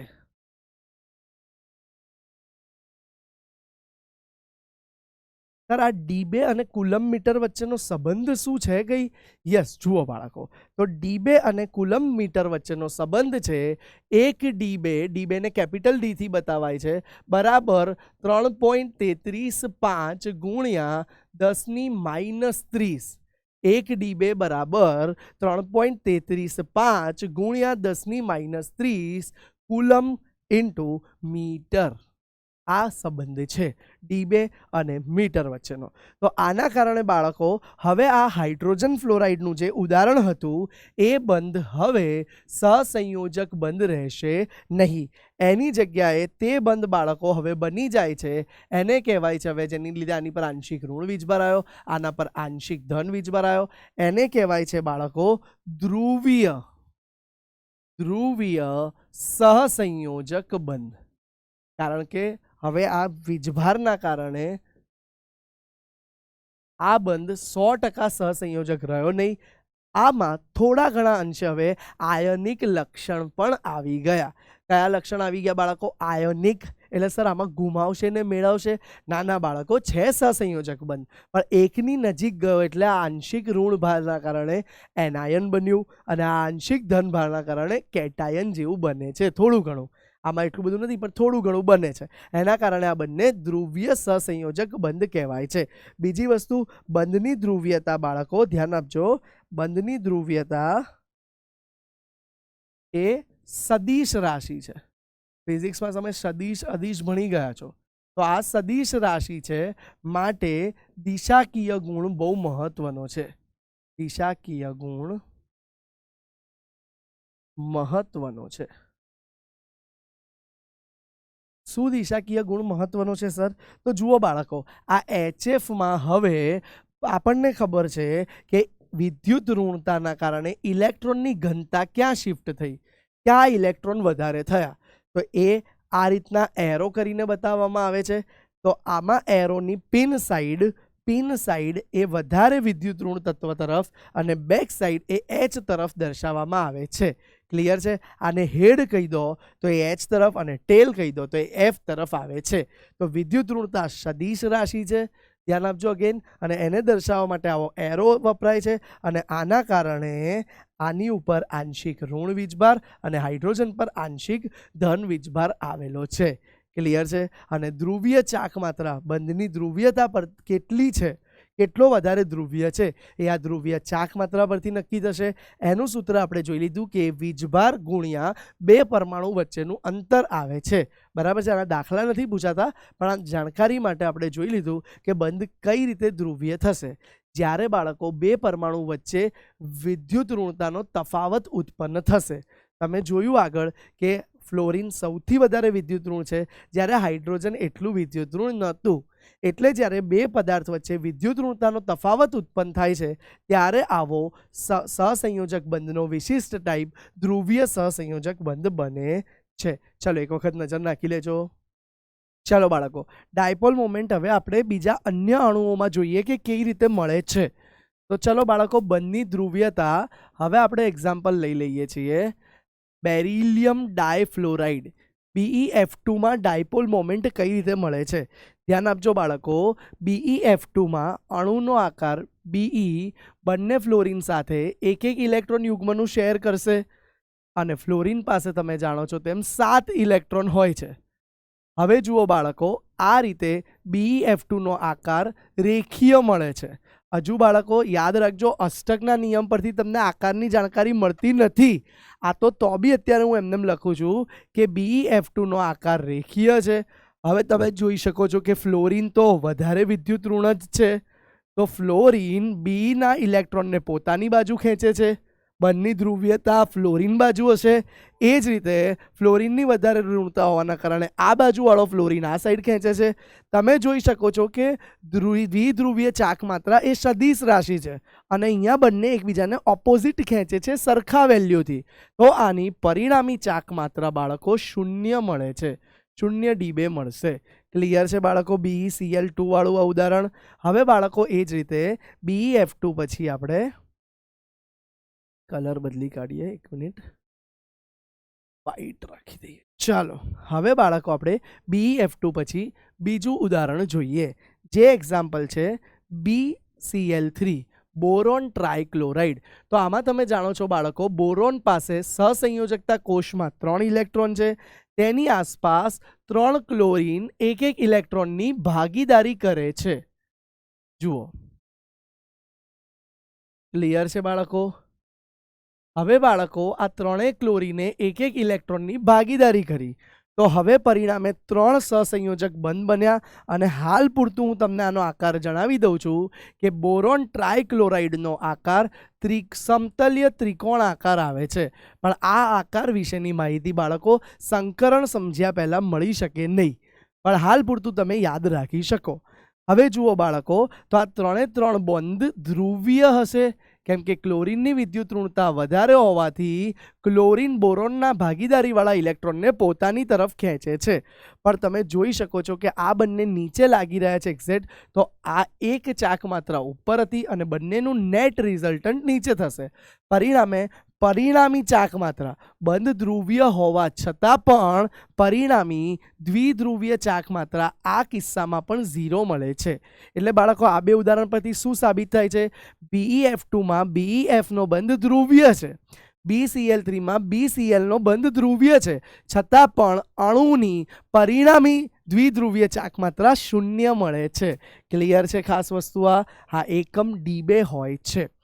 હવે એ જ રીતે આપણે દ્વિધ્રુવીય ચાક માત્રા માટે જ બીજો એક ઉદાહરણ ભણીએ, જે છે કે પાણીના અણુમાં દ્વિધ્રુવીય ચાક માત્રા અને H2O2 માં દ્વિધ્રુવીય ચાક માત્રા. તો હવે ધ્યાન આપજો બાળકો, ચાક માત્રા કે બંધની ધ્રુવીયતા સમજવા માટે તમને પહેલાં એ અણુનો આકાર ખબર હોવી જોઈએ. અને આકાર ક્યારે ખબર પડશે? એ સંકરણ ભણ્યા પછી. તો સર ચાક માત્રા પછી ના ભણાય? ના, ચાક માત્રા પહેલે એટલે ભણવી જરૂરી છે કે NCERTનો ફ્લો આપણે 8 સ્ટેજમાં આપેલો છે. વળી ચાક માત્રા ખબર હશે તો તમને આગળના ટોપિક સમજવામાં થોડી સરળતા રહેશે. જુઓ, H2O નો આકાર આવો છે, જેમાં ઓક્સિજન પાસે 2 લોન પેર છે, જેને બંધમાં ભાગ નથી લીધા એવા 2 ઇલેક્ટ્રોન યુગ્મ છે, અને 2 હાઇડ્રોજન સાથે આ પ્રકારે તે 2 બંધ બનાવે છે. હવે બાળકો ઓક્સિજનની વિદ્યુત ઋણતા વધારે છે એઝ કમ્પેર ટુ હાઇડ્રોજન. મેં તમને ખાસ કીધું છે, ખાસ વિદ્યુત ઋણતા માટે એક ક્રમ અચૂક યાદ રાખવો જોઈએ, અને એ ક્રમ છે બાળકો વિદ્યુત ઋણતા માટે ફોન્કલ. યાદ કરો, ફ્લોરિન, ઓક્સિજન, નાઇટ્રોજન ને ક્લોરિન ઓલમોસ્ટ સેમ, પણ આ તત્વો વધારે વિદ્યુત ઋણ છે. હવે જોજો બાળકો, થોડું બોક્સ મોટું કરી અને પ્રોપર જ લખી લઈએ આપણે, જેથી કન્સેપ્ટ તમારો ક્લિયર રહે.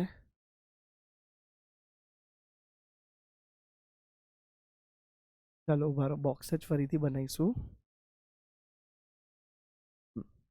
જુઓ, ફ્લોરિન, ઓક્સિજન, નાઇટ્રોજન અને ક્લોરિનની ઓલમોસ્ટ સરખી. બોલો, ક્લિયર છે બાળકો? હવે જુઓ, ઓક્સિજન વધારે વિદ્યુત ઋણ હોવાથી એ બંધના ઇલેક્ટ્રોનને પોતાની તરફ ખેંચે છે, અને એ પોતે આ લોન પેર પણ ઇલેક્ટ્રોનને ઉપરની બાજુએ જ ખેંચે છે. લોન પેરની ઘનતા પણ ઉપર છે ઓલરેડી, તો આ દોરાય નહીં, એકચ્યુઅલી એ ઉપર જ છે ઘનતા, કેમ કે લોન પેર તમે જોશો કે આગળ જતાં આપણે આ રીતે બતાવીશું. તો ઓલ ઓવર H2Oમાં પરિણામી દ્વિધ્રુવીય ચાક માત્રા એક જ ડિરેક્શનમાં મળે છે, માટે H2O ધ્રુવીય છે, અને તેની ચાક માત્રા મ્યુ આપણને મળી શકે, જે 1.85 ડીબે જેટલું મળે છે. ક્લિયર છે બાળકો? ડીબેને તમે કુલમ પ્રતિ મીટરમાં ફેરવી શકો છો. હવે ધ્યાન આપજો બાળકો, હાઇડ્રોજન પેરોક્સાઇડની વાત કરું તો હાઇડ્રોજન પેરોક્સાઇડનું બંધારણ ચોપડી જેવા આકારનું હોય છે. બરાબર છે બાળકો? હવે તમે આમાં જોઈ શકો છો કે આ ચોપડી જેવા વળેલા આકારનું હોવાથી અહીંયા વિદ્યુત ઋણતા ઓક્સિજનની વધારે હોવાથી બાળકો બંને બાજુ ઓક્સિજન તરફ દ્વિધ્રુવીય ચાક માત્રા આવે છે. પણ તમે જોઈ શકો છો કે બંને પરસ્પર એકબીજાની વિરુદ્ધ દિશામાં છે, માટે આમાં બંધ ધ્રુવીય હોવા છતાં પણ પરિણામી દ્વિધ્રુવીય ચાક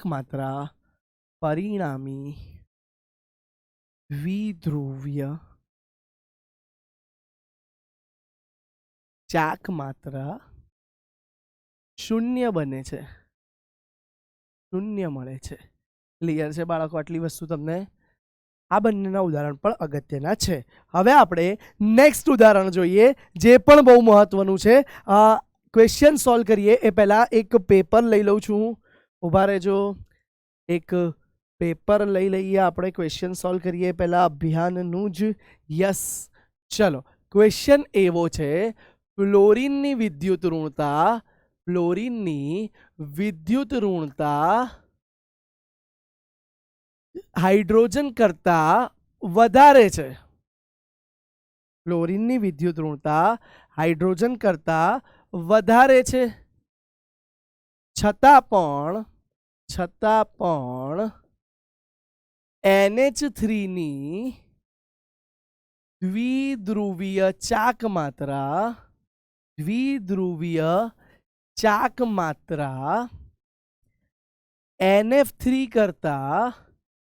NF3 કરતા વધારે છે. ભાઈ જોજો, ક્વેશ્ચન બહુ મહત્વનો છે ભાઈ.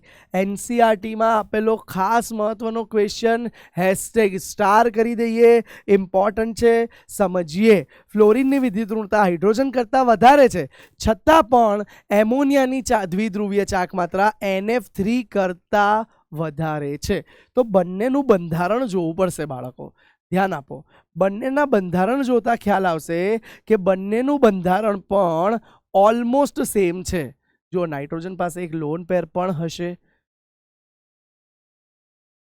જુઓ, એક બાજુ એમોનિયા છે અને બીજી બાજુ નાઇટ્રોજન ટ્રાયફ્લોરાઇડ છે. તો હવે પ્રશ્ન એ છે કે જ્યારે આની વિદ્યુત ઋણતા માપવામાં આવી તો એ મ્યુ તમને લગભગ મળે છે 4.80 છે, બરાબર. અને into 10³ coulomb into 4.80 into 10³ coulomb into metre, બરાબર. જ્યારે આની મ્યુ મળે છે 0.90 ખાલી ઇન્ટુ 10³ કુલમ ઇન્ટુ મીટર. તો પ્રશ્ન એવું થાય, સર ફ્લોરિન વધારે વિદ્યુત ઋણ છે તો NF3 વધારે ધ્રુવીય આવવું જોઈએ, નહીં કે NH3. પણ આમાં રીઝન અલગ જોવા મળે છે. આપણે કીધું કે દ્વિધ્રુવીય ચાક માત્રા એ સદિશ રાશિ છે, માત્ર મૂલ્ય પર ડિપેન્ડ નથી કરતું, એ તો દિશા પર પણ ડિપેન્ડ કરે છે. તો જુઓ બાળકો, પહેલા કિસ્સામાં ફ્લોરિન વધારે વિદ્યુત ઋણ છે. જુઓ હું બતાવી દઉં છું, ધ્યાન આપજો. ફ્લોરિન વધારે વિદ્યુત ઋણ છે. જ્યારે બીજા કિસ્સામાં તમે જુઓ તો હાઇડ્રોજન ને નાઇટ્રોજનમાં વધારે વિદ્યુત ઋણ કોણ છે? તો વધારે વિદ્યુત ઋણ નાઇટ્રોજન છે. તો હવે આપણે જ્યારે તમે એરો દોરતા હો તો તમને ખબર છે કે એ એરો ઓછી વિદ્યુત ઋણતાથી વધારે વિદ્યુત ઋણતા તરફ આવે છે. તો આ કેસમાં એરો ઉપરથી નીચે આવશે, જ્યારે અહીંયા ઓછી વિદ્યુત ઋણતાથી વધારે વિદ્યુત ઋણતા તરફ એરો આવે છે. ક્લિયર? પ્લસ લોન પેર છે તો એનો એરો આમ ઉપર ગણી શકાય. તો જુઓ, આ કેસમાં વિદ્યુત દ્વિધ્રુવીયતા વહેંચાઈ જાય છે. જુઓ, અમુક લોકો ઉપર લગાવે છે આ લોન પેર અને નાઇટ્રોજન જોડે ત્રણેય ફ્લોરિન નીચે લગાડે છે. પરિણામે દિશાના કારણે પરિણામી ચાક માત્રા ઘટી જાય છે. વિરુદ્ધ દિશામાં હોવાથી બળ વહેંચાઈ જતા ચાક માત્રા ઘટી જાય છે. માટે ફ્લોરિન વધારે હોવા છતાં વિદ્યુત ઋણ આની ચાક માત્રા ઓછી મળે છે. દિશાકીય ગુણ છે, ધ્યાન આપજો. તો અહીંયા બાજુમાં તમે લખી શકો કે NF3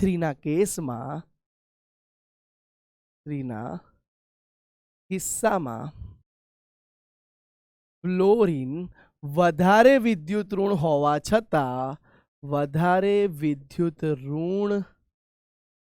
હોવા છતાં તેની ચાક માત્રા દ્વિધ્રુવીય ચાક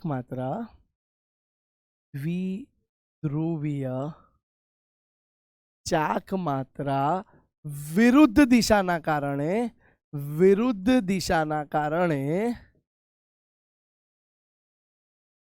વહેંચાઈ જાય છે.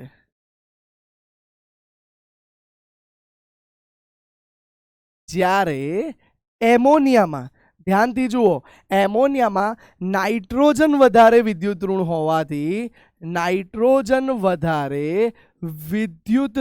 હોવાથી બંધની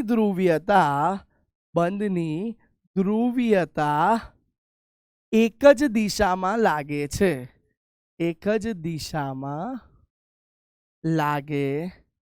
છે.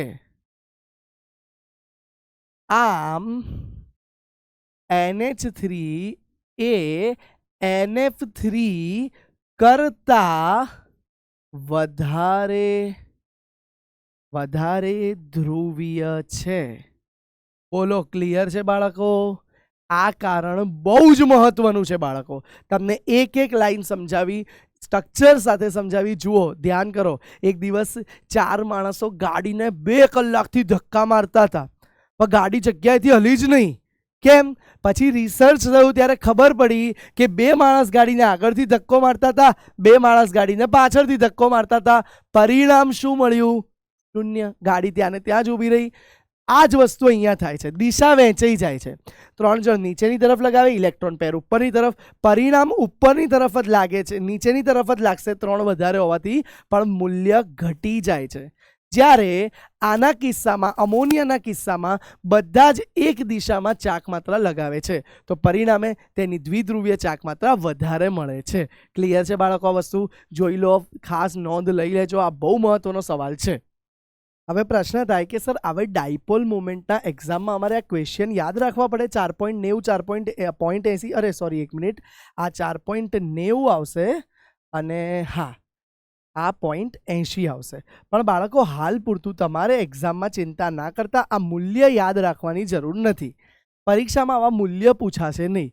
પરીક્ષામાં શું પૂછાય? બંધ ધ્રુવ્ય છે કે નહીં, કાં તો તમને ધારો કે વીજભાર આપી દે તો અંતર પૂછાય, પણ એવા દાખલાઓ બી પૂછાતા નથી. મોસ્ટલી ખાલી આવા કારણ સ્વરૂપના પ્રશ્નો આવે છે. તો હવે આપણે આજે ચેક કરીએ કે ભાઈ બંને ધ્રુવીયતામાંથી સર પ્રશ્નો કેવા આવે છે. જુઓ, અથવા તો આજે જે ભણી ગયા એમાંથી ક્વેશ્ચન શું પૂછાય છે. કાર્બન કાર્બન બંધ ઉર્જા કયા અણુમાં મહત્તમ હશે? બાળકો ધ્યાન આપજો, તમે ધોરણ 9માં ભણી ગયા છો કે કાર્બન જે હાઇડ્રોજન સાથે જોડાયેલા છે. જુઓ, તો હાઇડ્રોકાર્બનના 3 પ્રકાર છે. ધ્યાન આપજો, આ ધોરણ 9માં તમે ભણી ગયા છો કે હાઇડ્રોકાર્બનના 3 પ્રકાર છે. કયા કયા 3 પ્રકાર છે સર? આલ્કેન, તમે જાણો જ છો ભાઈ આલ્કેન, હા કે ના? યસ, હાઇડ્રોકાર્બનનો પહેલો પ્રકાર આલ્કેન છે. થોડું નીચે લખું તમને પ્રોપર દેખાય, ધ્યાન આપજો. હાઇડ્રોકાર્બનના 3 પ્રકાર છે, આલ્કેન, આલ્કીન અને ત્રીજો પ્રકાર છે બાળકો આલ્કાઇન. હવે બાળકો આલ્કેન એટલે જેમાં કાર્બન કાર્બન એકલ બંધ બને, તો એનું સામાન્ય સૂત્ર થાય CnH2n+2. આપણે રેખીયની જ વાત કરીએ છીએ અને આ સૂત્ર તમે 10th સ્ટાન્ડર્ડમાં લગભગ ભણી ગયા છો, 9th કે 10thમાં.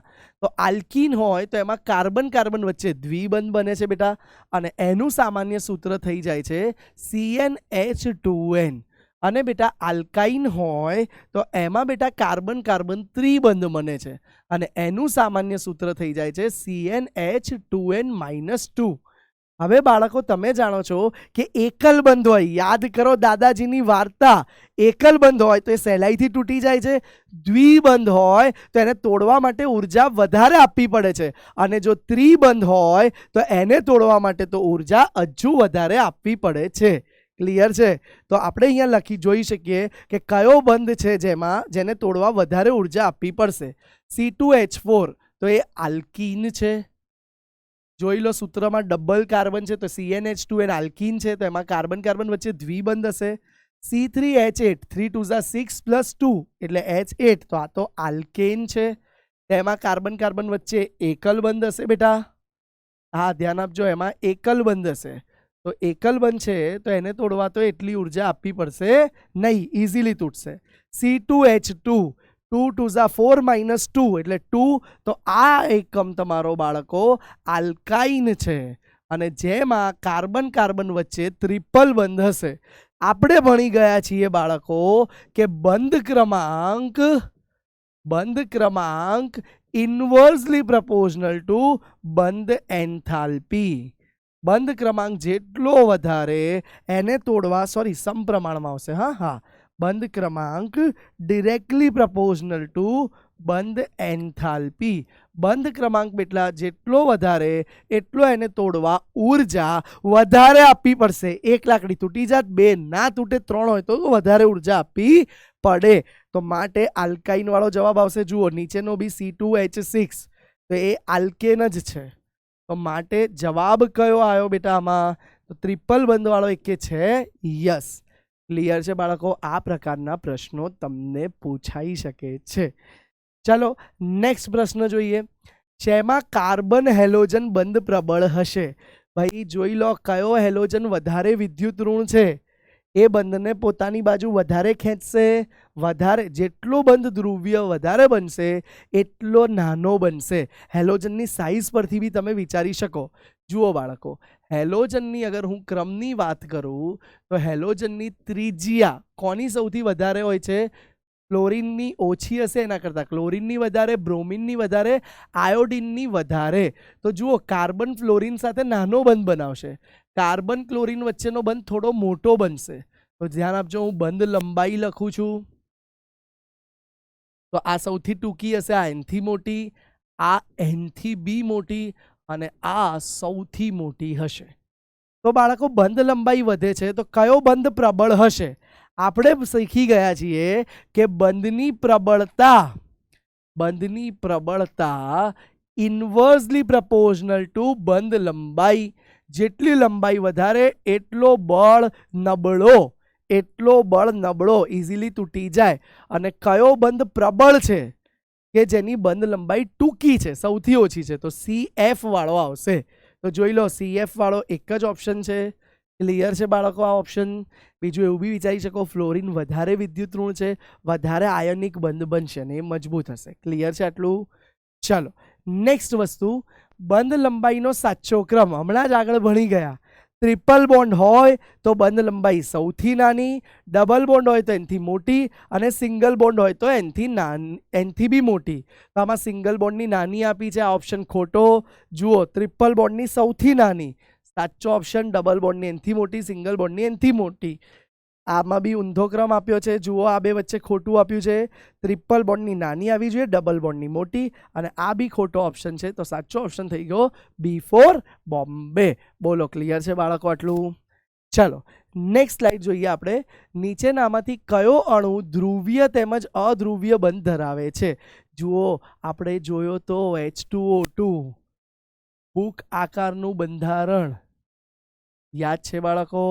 તો આમાં ઓની લોન પેર તો લગાવે છે ધ્રુવીયતા, પણ પરસ્પર કેવી દિશામાં હોય છે ભાઈ?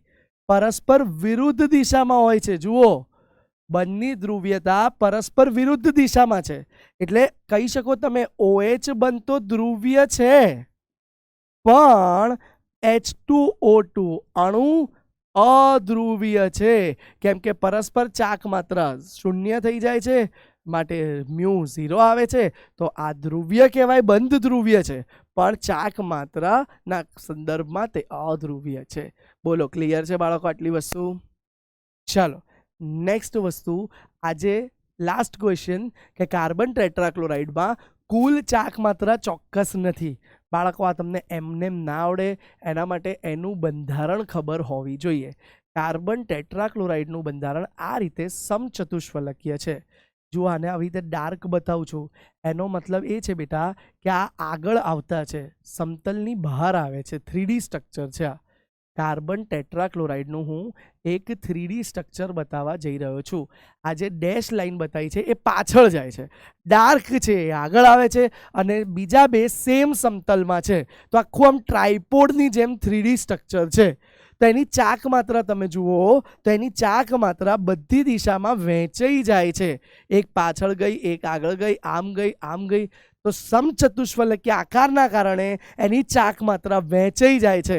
પરિણામે પરિણામી ચાક માત્રા ઓલમોસ્ટ શૂન્ય હોય છે, જજ કરી શકાતી નથી. તો એનું કારણ છે જુઓ, CClની ઇલેક્ટ્રોન બંધુતા સમાન છે, ખોટું. ક્લોરીન વધારે વિદ્યુત ઋણ છે, તેની ગોઠવણ ચતુષ્ફલકીય છે, બિલકુલ સાચું. સમતલીય બંધારણ હોત તો પણ સામસામે કેન્સલ જ થાત, પણ આ ઓપ્શન તો આવશે જ નહીં. તો બી તેનું બંધારણ સમતલીય નથી, ચતુષ્ફલકીય છે, 3D છે, પ્લેનની બહાર આવતું અને પાછળ જતું છે, એક જ સમતલમાં નથી.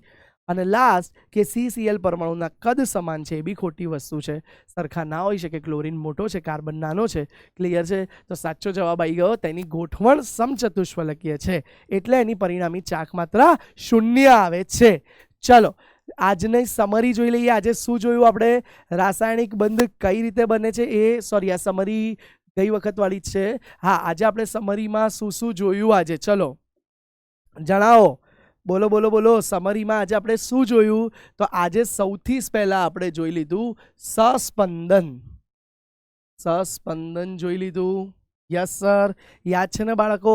આપણે યસ કાર્બન ઓઝોનથી ચાલુ કર્યું, પછી બેન્ઝીનનું સસ્પંદન જોયું. જુઓ તમને બતાવી દઉં ફરી એકવાર.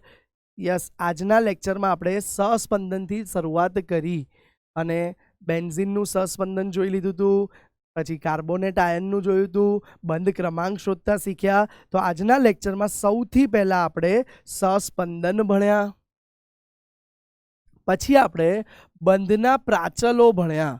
બંધના કયા 4 પ્રાચલો ભણ્યા બેટા? બંધ લંબાઈ, બંધ કોણ, પછી બંધ ઉર્જા અને બંધ ક્રમાંક. આમ બંધના 4 પ્રાચલો જોયા. અને છેલ્લો ટોપિક આજે આપણે જોયો બંધની ધ્રુવીયતા. બરાબર છે? અથવા દ્વિધ્રુવીય ચાક માત્રા, બંને એક જ છે. એ સિવાય બાળકો આજે આપણે આ ટોપિકના પ્રશ્નો પણ કર્યા, અને વળી બીજા કેટલાક પ્રશ્નો તમને થોડા ઘણા હોમવર્કમાં આપીએ છીએ. ચલો, તો આ પ્રશ્નો જે આપું રહ્યો છું એ તમારે હોમવર્કમાં કરવાનો છે. FF બંધ નિર્બળ છે, કારણ જણાવો. નેક્સ્ટ ક્વેશ્ચન, બંધ લંબાઈ કોને અસર કરતી નથી? ઇલેક્ટ્રોન બંધુતા નથી કરી શકતું, બંધ ક્રમાંક, સંકરણ કે સસ્પંદન? કઈ વસ્તુ એ બંધ લંબાઈને અસર કરતી નથી? નેક્સ્ટ વસ્તુ, CO2 ને H2O બંને ધ્રુવીય સહસંયોજક બંધ છે, પણ CO2 બિનધ્રુવીય છે જ્યારે H2O ધ્રુવીય છે. કારણ ચેક કરજો ભાઈ, જવાબ આપવાનો છે. નેક્સ્ટ ક્વેશ્ચન, દ્વિધ્રુવીય ચાક માત્રા માટે કોનો ક્રમ સાચો છે? એ તમારે ઘરેથી સોલ્વ કરવાનું છે, જેના જવાબો આપણે નેક્સ્ટ ક્લાસમાં જોઈશું. ક્લિયર છે બાળકો? મળીએ ફરીથી જલ્દી નેક્સ્ટ ક્લાસમાં. ત્યાં સુધી બાય મળતા રહીશું. Stay tune with PW Gujarati.